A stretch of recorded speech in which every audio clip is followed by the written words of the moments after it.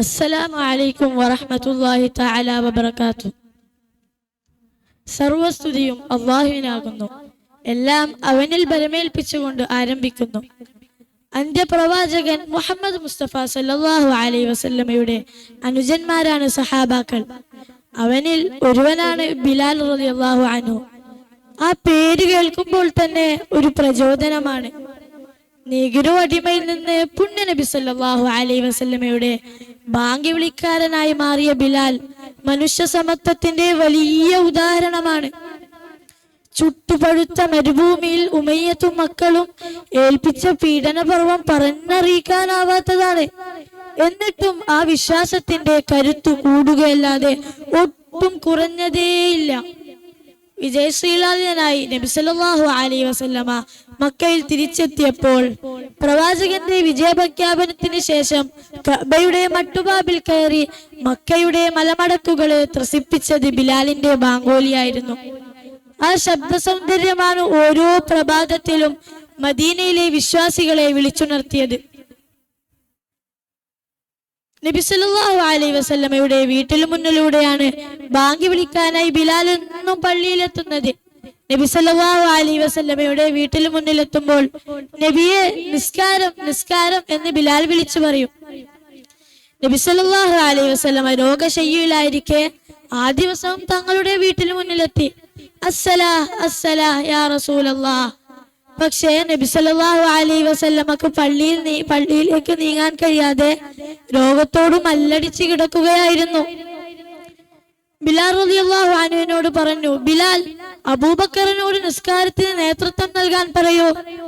നബി സല്ലല്ലാഹു അലൈഹി വസല്ലമയുടെ രോഗം കലശലായെന്ന് മനസ്സിലായ ബിലാൽ റളിയല്ലാഹു അൻഹുവിന്റെ കണ്ണുകൾ നിറഞ്ഞു. തിങ്കളാഴ്ച ഉച്ചയോടെ തിരുനബി നാഥനിലേക്ക് യാത്രയായി. ഖബറടക്കം നടന്നില്ല. അടുത്ത നമസ്കാര സമയമായപ്പോൾ ബിലാലിന്റെ ബാങ്കോലി വീണ്ടും ഉയർന്നു. വലിയൊരു വിഭാഗം മദീന പള്ളിയിൽ തന്നെയുണ്ട്. അല്ലാഹു അക്ബർ അല്ലാഹു അക്ബർ അശ്ഹദു അന്ന മുഹമ്മദ്. ആ പേര് പറഞ്ഞു പൂർത്തീകരിക്കുന്നതിന് മുമ്പ് തന്നെ ബിലാലിന്റെ നാവിടറി, തൊണ്ട വരണ്ടു. പള്ളിയിൽ പല ഭാഗത്തു നിന്നും നെടുവീർപ്പുകൾ ഉയർന്നു. അത് തേങ്ങലും കൂട്ടക്കരച്ചിലുമായി മാറി. അതിനിടയിൽ നബി സല്ലല്ലാഹു അലൈഹി വസല്ലമയുടെ ഖബറടക്കത്തിനുള്ള ഒരുക്കങ്ങൾ പുരോഗമിക്കുകയായിരുന്നു. തിരുനബിയുടെ തിരുശരീരം മണ്ണിലേക്ക് ചേർത്ത് വെക്കാനായി. തിരുനബിയുടെ ഭൗതിക ശരീരം ഇനി കാണുക സാധ്യമല്ല. ഖബർ മൂടിക്കഴിഞ്ഞപ്പോൾ പാതിരാത്രി പിന്നിട്ടു. ഉമ്മു സലമ റളിയല്ലാഹു അൻഹു പറഞ്ഞു, ഞങ്ങൾ അപ്പുറത്ത് ഉറങ്ങാതെ കരഞ്ഞു കരഞ്ഞു കഴിച്ചു കൂട്ടുകയായിരുന്നു. പാതിരാത്രി പിന്നിട്ടപ്പോൾ മൺവട്ടികളുടെ ശബ്ദം ഞങ്ങൾ കേട്ടു. അതോടെ ഞങ്ങളിൽ നിന്നുള്ള രോദനം ഉയർന്നു. മസ്ജിദുൻ നബവിയിൽ നിന്നും കരച്ചിലുകൾ അലയടിച്ചുയർന്നു. വൈകാതെ തന്നെ ബിലാലിന്റെ ബാങ്കുലി വീണ്ടും ഉയർന്നു.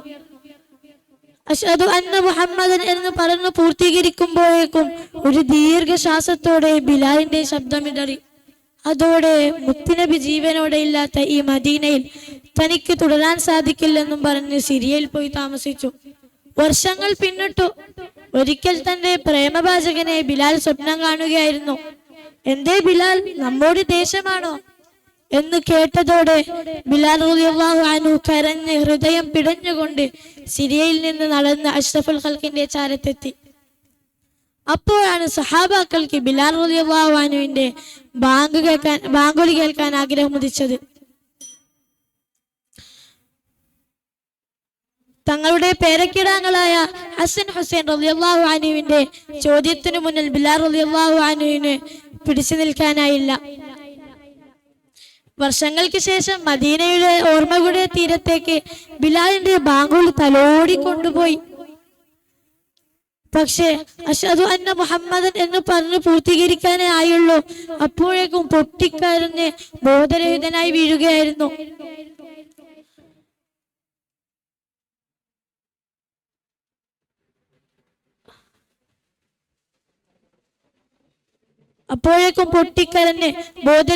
വീഴുകയായിരുന്നു. മരണത്തിന്റെ അവസാന സമയത്ത് ഭാര്യ കരയുമ്പോ, അരുത്, ഞാൻ നാളെ എന്റെ മുഹമ്മദിനെയും അവിടുത്തെ അനുയായികളെയും കാണാനാണല്ലോ പോകുന്നത് എന്ന് പറഞ്ഞ് സന്തോഷപുളകിതനാവുകയായിരുന്നു. ഇത് വെറും ഒരു ബിലാലിന്റെ മാത്രം ഇഷ്കല്ല. സഹാബാക്കൾ ഒന്നടങ്കം നബി സല്ലല്ലാഹു അലൈഹി വസല്ലമയോടുള്ള ഇഷ്കിൽ അലിഞ്ഞു ചേരുകയായിരുന്നു. നമ്മൾ ഇവരെയാണ് പിൻപറ്റേണ്ടത്. അള്ളാഹു തൗഫീഖ് നൽകട്ടെ. ആമീൻ. അസ്സലാം. മാഷാ അല്ലാഹ്. Chest number 132 132 chest number 132.